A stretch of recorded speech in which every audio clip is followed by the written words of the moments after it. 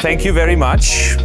And thank you to the speakers who have spoken already today. I think that was great and paved the way a little bit. So yeah. This is what I'm going to talk about today. I'm going to have a little introduction and then talk about 2 fails in my life, then 3 natural mechanisms, and then something about 4 others. Get it? Yeah. And then have a little finale. But first, a little experiment. So what I'm going to do is I'm going to show you a picture for about 5 seconds, and it's not the whole picture, but you get to guess what else is in the picture. Yeah? Are you ready? And then you can make your own little story about what that is.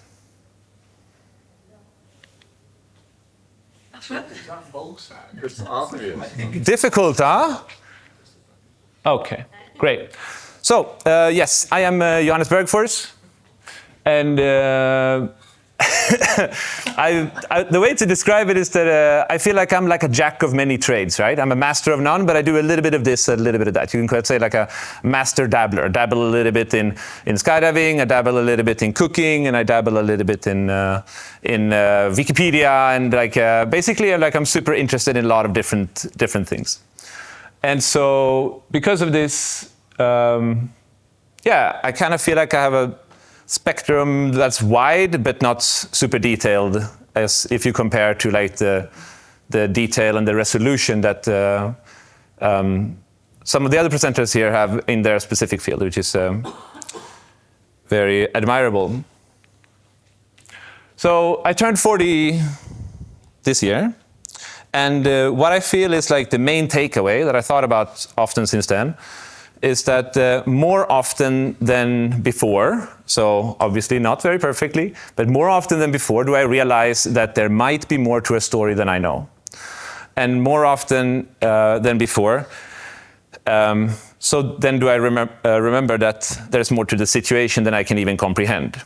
So you can say that it's about you don't know what you don't know. And so for me, this is an important topic because I've had both like painful and embarrassing moments because I thought that I knew more than I actually did. And that's why I thought we could talk about that today. So one concept that I use is the model resolution.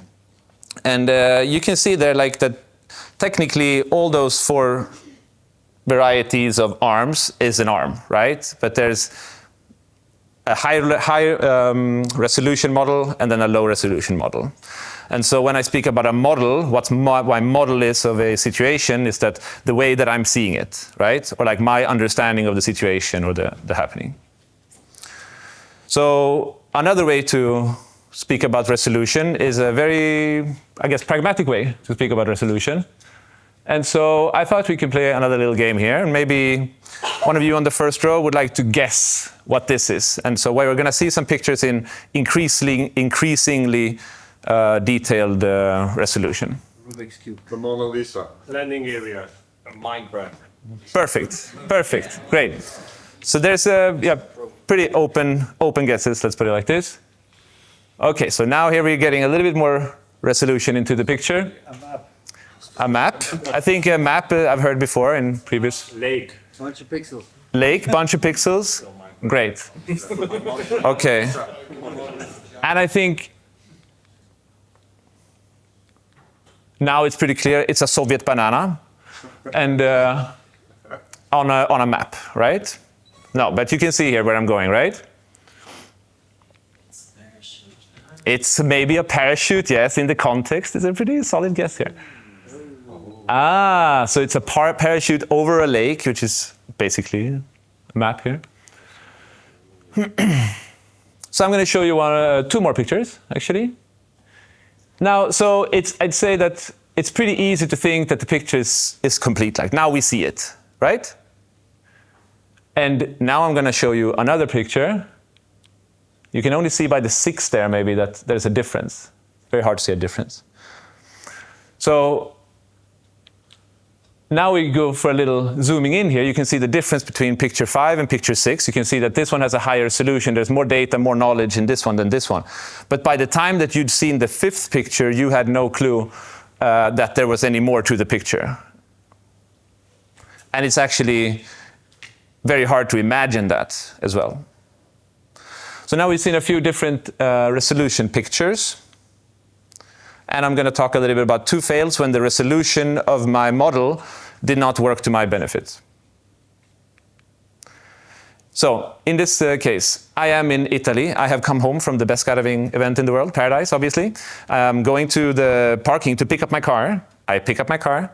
I start driving. It's like 10 p.m. and I'm tired. It was a big night yesterday. And I first have to get out of this like airport area of the, and then I need to get on the highway, and then I need to drive to Slovenia. And as I'm driving, all of a sudden from my right comes a BMW, and it zooms into my lane without blinkers, and then kind of shocks me, right? And I'm like, wow, this is so typical for what I expect when I go to drive in Italy, you know? And and also it's a BMW, so it kind of stings a little bit. And so we come to the red light, and at the red light, there's the BMW right in front of me, and I can see that the person is sitting like looking down, so it looks like he's on his phone, right? And then the light turns green, and nothing happens, and I honk the horn, little friendly horn, and then nothing happens, and then the light turns orange, and then the car goes like whoop, and it drives away. And I'm left at the red light, and pretty annoyed with this this reckless BMW driver at this point, right? So I think he seems like a prick to me. That's what I want to say. And now we're in Slovenia on this date at this time. Here we go.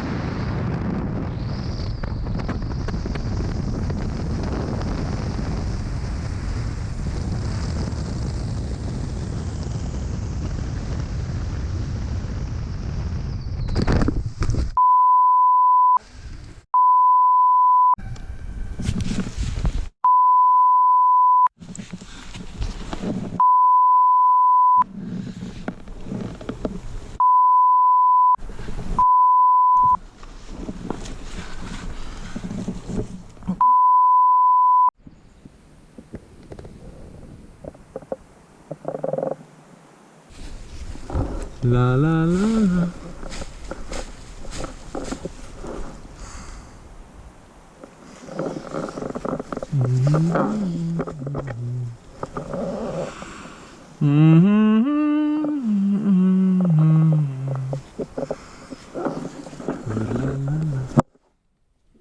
Stupid rocks.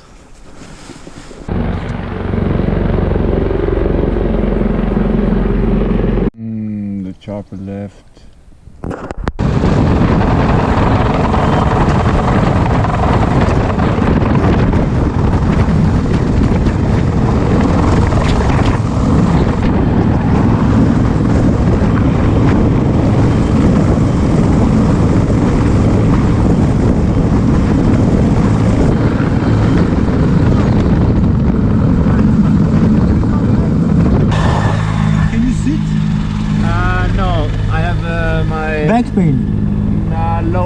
like tailbone and stuff.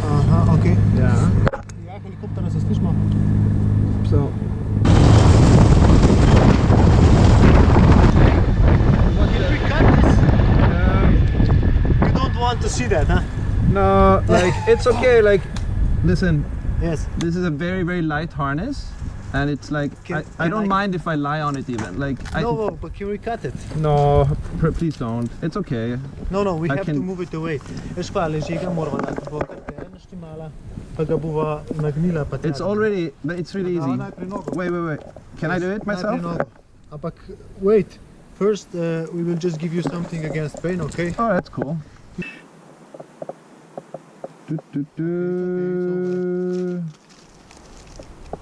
What kind of pain relief is it?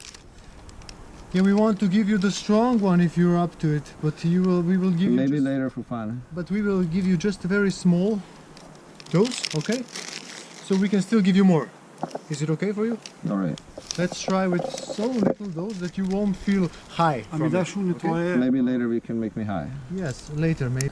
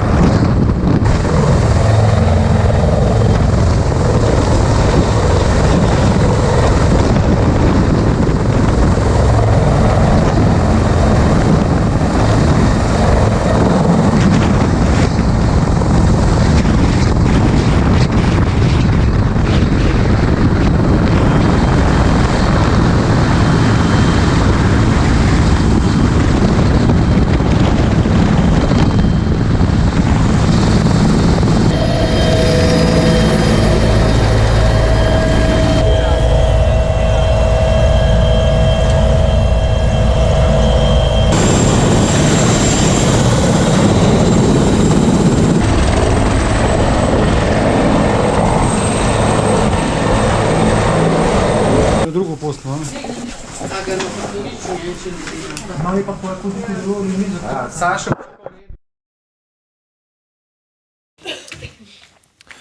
So you can maybe ask yourselves, like, what's the difference, or like, what's the connection with this traffic jerk and this speed flying jerk, maybe?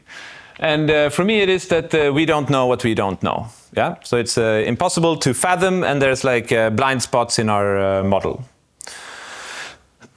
And just like in the picture 5, there's in the resolution example, maybe you're believed to think that you have the full picture when you really don't. So in the case of the reckless driver, he scurried away, I'm still left at the red light, and then I drive to the next red light, and I'm first at the red light, and then I notice that this BMW is parked on the side here, and there's an older man standing outside of the car, and one infant baby and 2 younger kids who's in the car, and he's trying to juggle like a towel and a pacifier and, you know, the kind of stuff that you need to deal with when you have like kid emergencies, I guess. And in the speed flying example, actually there I had gone through a sketchy period of speed flying for myself, and I actually noticed, I'm making some mistakes here that I shouldn't do. I'm going to try to be a little bit less sketchy. So I'm going to take some distance when I practice my barrel rolls. And then that's what I did in this flight. I took some distance when I practiced my barrel rolls, but then what I didn't know was how to do a barrel roll. And never thought about that. And ended up, instead of doing a nice barrel roll this way, it ended up being like a big dive, because actually I tried to do the barrel roll the same way I did it on my Valkyrie, which is not the same mechanisms. So again, why is this important? Yeah, because it's in both examples, it's self-imposed suffering. Like in the traffic, I angered myself, and I could have angered somebody else, and I had unpleasant feelings, and I lost my focus. And in the speed flying example, like it was a huge waste of resources, is what I was thinking when I was lying there and the helicopter was above me. I'm like, there's at least 2 like pilots, and then had this and that, and then, you know, this whole thing just presented with like the cost of society all the way into the hospital, and there's like 5 people there staring at me. And then obviously like I worried my friends and family, like I broke my heel, my heel bone, that's the heel bone, and the sacrum, and then was in the hospital and wheelchair for a little bit. And so it was a nuisance, to say the least. And so if we assume that this suffering is something that we don't want in our lives, then that's what we can dig into, like, why is this happening? And so I think that there's I've concluded to 3 natural mechanisms. And so let's talk about what they are, when they do serve us, and when they do not serve us, and then suggestions for how we can reduce the negative effects of how these mechanisms do not serve us. So you can see here, even though it's gray maybe, drawing conclusions, ego, and habits. Yeah. So in the case of drawing conclusions, another way to call it is like pattern recognition. So for example, like you're smelling smoke and you just conclude that there is fire, or that there is somebody has a limp, so you figure out that they're injured. You can see water in the kitchen, so you figure out that there's a leak. These are like positive ways to see to draw a conclusion. And then in the negative aspect, it can be that like your coworker gives you a face and you conclude that he's upset with you. It can be that your friend's social media post looks perfect, so you conclude that they are happier than you, and that makes you feel anxious. Or you conclude that the bartender is flirting because she's smiling at you, for example, and maybe that can lead to problems too. Never happened to anyone, no? Yeah. So in the case of the ego, another way to describe the ego is to talk about the self-esteem or our sense of self-importance. And there are evolutionary benefits to having an ego, such as that in order to survive, we should value our own existence, right? And this then motivates us to self-defense, to gather resources, and to cooperate with other people. And we do experience comfort when we have other people backing us up instead of punishing us. So when it does not work in our advantage is when we are, for example, overconfident and we take too much risk, or when we can lead to increased social conflict, you can call it, yeah? And you can then feel shame for having these emotions, and that's like another unpleasant feeling.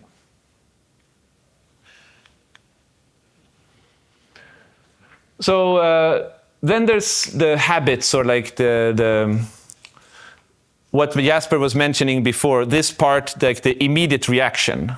And habits and automated like behavioral patterns is the things that come to play in the heat of the moment. And so these things work in our advantage when we, as like self-defense, or smiling back at people, or the way you walk your dog in the routine. And in the negative way, it can become a pattern to scroll on the social media or to bite your nails, for example, right?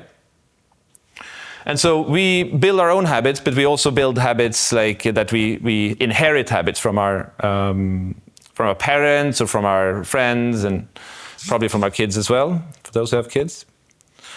And I've asked Marine Descol, who's on this picture, maybe I should have chosen a different one than in mid-sentence, but she's a wingsuit coach, and she's a hypnotherapist since 10 years, and she's the mental coach for the French Sports and Olympic Committee, and helped me a lot with like to recover mentally after my accident. So I asked her what she thought about this, basically. You've seen your parents being like yelling in the car all the time because of different frustration they have on the way. Maybe you'll reproduce the same pattern because, there's no regulation about that. You are alone in your car, so if you want to yell, it's okay, it's your problem. But the frustration is still growing, so it's your problem, basically.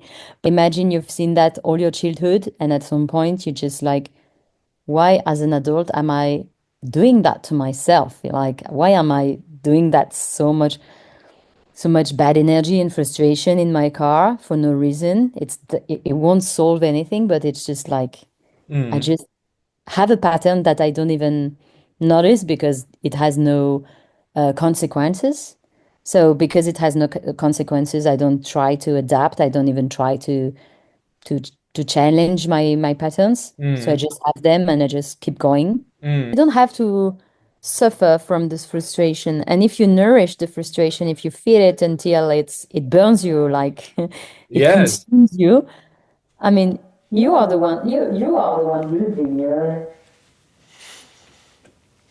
So some ways that we can reduce the suffering then. And we talked about what they are when they serve us, when they do not serve us. And yeah, so since they are a natural mechanism, we can't completely remove them from our lives, but we can try. So in the case of drawing conclusions, what we can do is learn simply. We can increase the resolution of our model, and that would then lead to less jumping to conclusion and more like making a more calculated assessment of what it is, more correct assessment, right? So in the traffic example, maybe I can at least like postpone my reaction. And in the speed flying example, I could, for example, like especially when so much is at stake, I can do a course or get a mentor or at least look at YouTube, right? And what you can see, this formula here is the Bayes rule, and it's a mathematical rule in data science, and they call it a very important rule in data science. And it describes how to update a belief, including the probability of which belief is the most correct. So in other words, it's learning. And in other words, it's the question you can ask yourself if you're standing in front of one of these traffic situations, for example, is can this situation be explained by my theory? So like, can this be explained with that it's a BMW jerk from the capital of Italy, or right? And that he's reckless and he doesn't care. Yes, that is technically a explanation. Could it be explained as well with a different theory? So the final question is like, is what I see in front of me actually proof that my theory is correct? So when it comes to like how can we mitigate these like effects of the ego? Well, we can get more comfortable with being wrong, and we can care less about being right, and we can care more about getting it right, right? So if you imagine in one hand you have a warrior, and in the other hand you have a scout. And so the warrior's mindset in this context could be that he's very reactive. He's like trying to fight you with all the arguments he can think of. He's any type of like opposing evidence is an attack on you, susceptible to psychological biases, and can be more susceptible for example, this confirmation bias. So an example of the confirmation bias is that I saw some evidence in the traffic example of a guy leaning his head down, so that confirms my theory that he's a dick and that he's just on his phone, right? Or that he's driving a BMW and that he's a dick because he's driving a BMW, right? And in the other hand, we have the scout mindset. And the scout mindset is more somebody who is curious, somebody who's less likely to become, to judge you if you change your mind. And this person's self-worth is not tied to how right or wrong he is.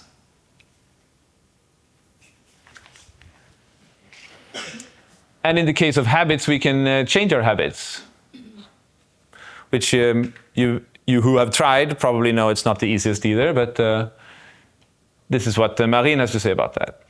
If you are used to think a certain way, like if you are programmed to think a certain way, you will always think a certain way unless you start to evolve or change your mind.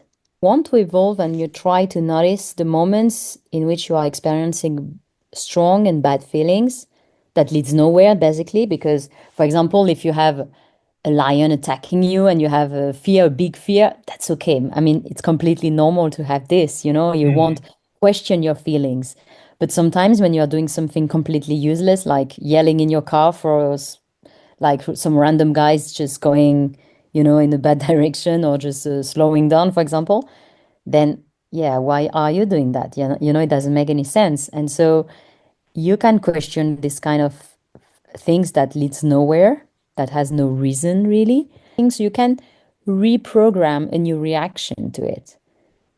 So this is something you can totally do by hypnosis, by repetition, by observing. So you have many ways to change the patterns, and that's completely fine as long as you are ready to change it and it makes sense for you to put the energy and time to change it. Yes. The intention. So we went over the 2 fails, we went over the 3 natural reactions, and now so what about 4 others, when we are leading and when we are maybe trying to raise our children or teach. So in Slovenia, where I live, we have beautiful mountains and we have a drop zone. And so I organize these mountain flying camps, which is that we take off from the drop zone, we fly high over the mountains, we pull our parachutes high up, we build a formation, we fly down the mountain, and then we land in a little landing area down there. And we really care about getting this right. So we try to develop a course lately. And the reason why we want to get this right is because, obviously, because of the safety of the participants and ourselves, like we train ourselves, right? But also because the continuation of the sport. The more people that land out and do messy stuff, the less likely it is that we're going to get the permit from the farmer and the drop zone, and like they pull the plug on us sometimes, right? And finally, we also don't really want to get in trouble. Like the liability, you can imagine, is not so fun when one of your... like an easy question when somebody lands on a mountain is like, well, why did he do that? Like, was he trained to do it, and so on. So like the chain then in the end is going to come down on us. So we're doing this course, and the first day is only theory. It's at a day when the drop zone is even closed. And as you can imagine, some of the casual, like the normal subjects will be like meteorology and how to like the procedures and the equipment and like the basis of flying and aerodynamics and things like this, like pretty tied to pure mountain flying. And but then we also had this aspect in the course, like psychological biases, like decision making, and we try to normalize the speaking of emotions in this. We give them time by themselves to ask themselves, when somebody calls us to say that you went in on the mountain, what do you think that conversation is going to be? So we really want to have them open up for vulnerability in this. And like, obviously there's a lot of the similarities in what I'm talking about to what Shannon is talking about, and also Jasper. So already on the first day, in the first moment, we asked them to tell us a story about when they have had a really bad experience, and then how they learned about it, what they learned about it afterwards. And so the point then is to develop their model of the pure flying that they're going to do. That's through the aerodynamics and all the practical stuff that's relating to mountain flying. But also then to develop their model of like the consequences if they do something wrong. And then finally to level the field between teachers and participants, and between all the participants and all the teachers. So we all start off with saying something vulnerable in order to build trust and prevent this fear of asking difficult questions or to be ashamed of when they make a mistake, and to simply like nurture the culture of admitting mistakes. So we have a yellow and card system. We have 2 systems that I'm going to mention now. Many systems. We love systems. And many systems. And in the yellow and card system is pretty easy, as you can imagine, that we give them a yellow card, or in worst case a red card, in case that they have, for example, like a bad attitude, that they have repetitive negligence or disregard of safety that is completely against what we've talked about, and then they just show disregard. And we also explain that this is a course and not a test. And so like we want to create a culture for them to understand that they are allowed to make mistakes, but we still want them to show awareness about these mistakes. And in the end, if they do not show this awareness, even though we're trying to explain it through as best as we could, then in the end, maybe we're going to have to pull the plug because they're too much of a risk to themselves, to the sport, or to us, and so on, right? And we do think that it's important to hold them accountable. And so the traffic light system is like this, that we have all the participants and ourselves describing our flight. So after we do a flight, and then say that I land, and before I show the video, I explain whether I was all green, so yeah, nothing special happened, like it was a great flight according to my skills, or that it could have been something dangerous, I realized something that I didn't know before, or that it was a close call and very dangerous. And it's important that we show this one before, because we've done this course now 6 times, and we've had hundreds of these videos with all the flights we've done, and many people in each course. And what we're noticing as teachers is that we're seeing more things than what they see, and you could credit that because our model of our resolution of the model is bigger than the participants, right?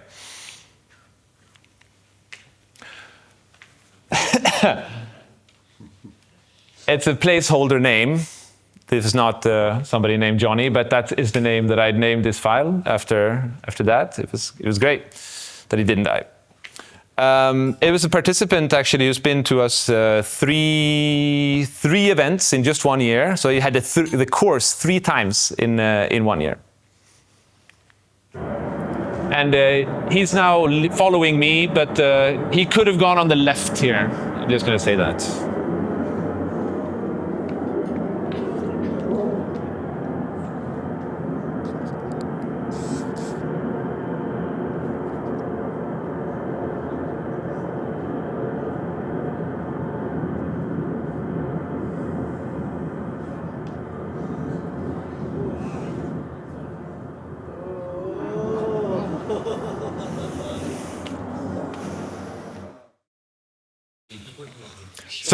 So I was in front of this person, and after landing, I asked, "How was your flight?"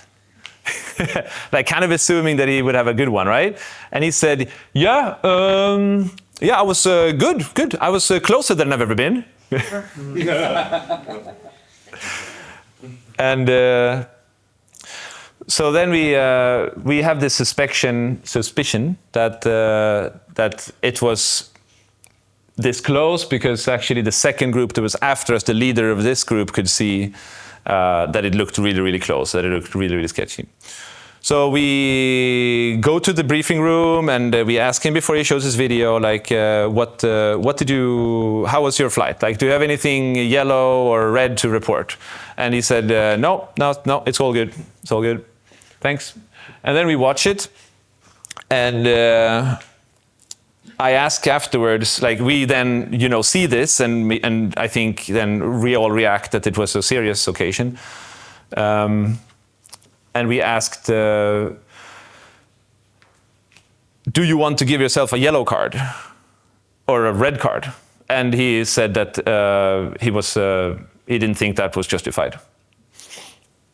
So clearly our efforts of like all this preparations that we're trying to do does not always have an effect, right? And sometimes we fail as well. And it is possible that this person is suffering from what's called naive realism. Naive realism is the universal tendency to think my models are correct, I'm objective, even though you don't do the research to check if you're biased or to check out the other truth, right? And so basically it's to believe that you have a scout mindset when you actually have a soldier mindset. And so naive realism compounds the soldier mindset by leading people to think that you are a scout mindset. So, so then what do we do? How do we protect ourselves from this? And I think, like from what I learned as well, that we're just becoming aware about this is a good start, and to start to understand that our perception is not the truth. The conflicting opinions are not wrong. It's possible that we simply have like the different perception of reality.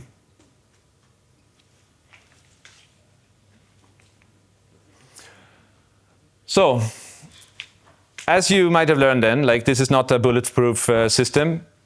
And in the what we can do is that if we learn more about the reckless driver, about that model, about speed flying in general, or about why your coworker has a look on his face, and if we question ourselves, is it possible that there's more to the situation than we're aware of? Is it even possible that I'm a naive realist in this situation? Then we can avoid then using the benefit of the doubt. We can reduce suffering, such as becoming really annoyed and wasting energy with stupid drivers. We can avoid the elephant foot from breaking your heel in a speed flying accident. We can avoid the vegan option at the university hospital at Ljubljana. We can avoid the male diaper and subsequently taking it off. Thank you.